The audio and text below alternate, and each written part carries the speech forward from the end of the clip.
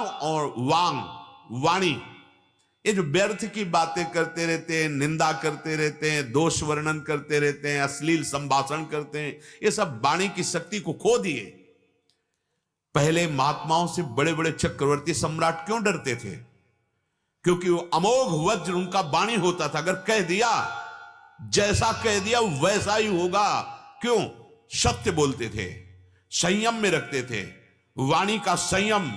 तो जब वाणी खोली तो हृदय की ग्रंथि तोड़ दी, और अगर दंड दे दिया वाणी से तो कोई भी हो, 5 वर्ष के बालक से लेकर के 1000 वर्ष तक का चाहे ऋषि हो, जो बोला वही हो गया। क्योंकि उनकी वाणी, श्रृंगी ऋषि भी बच्चे थे।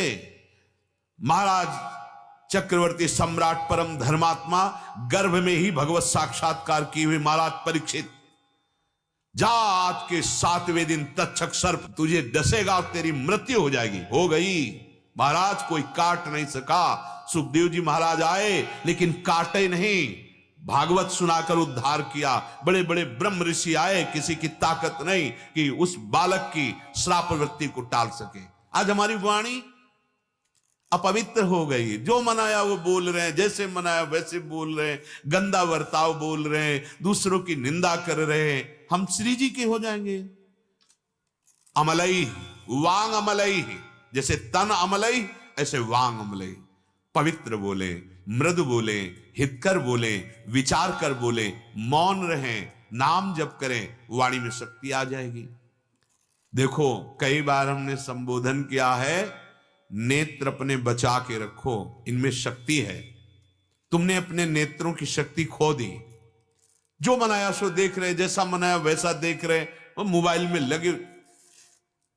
जिस समय गांधारी जी ने सुना कि मेरा ब्याह धृतराष्ट्र के साथ हो रहा है और धृतराष्ट्र बाह्य नेत्र रहित हैं, अंधे हैं, उसी समय कई परत लगाकर पट्टी बांध ली कपड़े की। अगर मेरे पति संसार को नहीं देखते तो मैं कभी संसार को नहीं देखूंगी। नेत्रों को बंद कर लिया।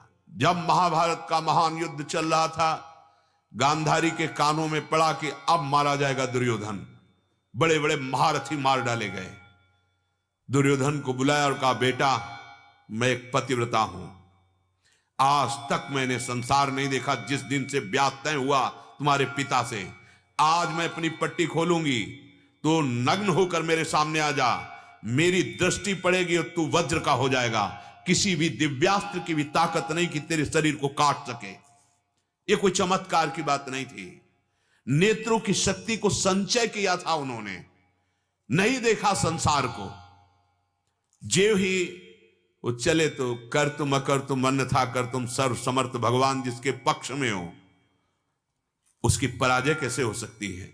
और जो भगवान से विमुखा धर्म में है, उसकी जय कैसे हो सकती है? वो दिगंबर होके आ रहा था दुर्योधन, भगवान आ गया। महाराज, आप ऐसी अवस्था में महल में, वो एकदम, वो मां ने आदेश किया है कि पट्टी खोल करके देखें। छोटे बच्चे हो। मां ने कहा ठीक है, लेकिन यहां तो ढक लेना चाहिए, आपको गुप्तांगों को तो ढक लेना चाहिए। हाँ ये बात तो है, तो पत्ते ही लगा लो कुछ, ऐसे कमर में लौट गया, ऐसे लगा लिया। गए, गांधारी ने पट्टी खोली, देख उनका बेटा अनर्थ हो गया। ये तुमने क्यों ढक लिया? अब चुप, अब ये नहीं बोल सकते कि सलाहकार कौन था। अब जेवी चुपे तो उनका, जा बेटा यहीं से मारा जाएगा। क्योंकि अपनो परण विशार भगत को पूरो परण निभाओ। जिस समय ताल ठोक के कह रहा था नंगा करो द्रौपदी को, बैठा लो यहां, तो भीमसेन ने कहा था कि जंघा तेरी मैं गदा से ना तोड़ूं, महाराज पांडु का पुत्र नहीं कहलाऊंगा। और मन में सुमिरन किया था कि भगवान कृष्ण का दास नहीं कहलाऊंगा। तो अपने दास के वचन की रक्षा के लिए भगवान ने अपने भक्तों की वचन रक्षा भी भगवान करते। अपनो परण विसार भगत को पूरो परण निभाओ। हमें बताना चाहते कि हम अपनी शक्ति को ऐसे पानी में बहा रहे हैं। वाणी की शक्ति, श्रवणेंद्रिय की शक्ति, नेत्रेंद्रिय की शक्ति, हस्तेंद्रिय की शक्ति, हर इंद्रियों को नष्ट कर रहे हैं। ब्रह्मचर्य रहकर, अपनी तो आयु इतनी नहीं है, महाराज कश्यप जी ने 10,000 वर्ष तक ब्रह्मचर्य रहकर फिर गर्भाधान किया तो भगवान गरुण देव प्रकट हुए, अरुण देव प्रकट हुए, जो सूर्य के सारथी हुए। क्या हर शक्ति का नाश, फिर हम चाहते परमानंद, हम चाहते परम सुख कैसे प्राप्त होगा? तन वांग, वाणी भी तुम्हारी अमल होनी चाहिए। अमल माने मल रहित। वाणी का मल क्या है? ग्राम्य कथा, विषय कथा, दूसरे की निंदा करना, पर चर्चा, ये बड़ी। मौन रहिए, विचार कर बोलिए, सत्य बोलिए, हित कर बोलिए। और मन भी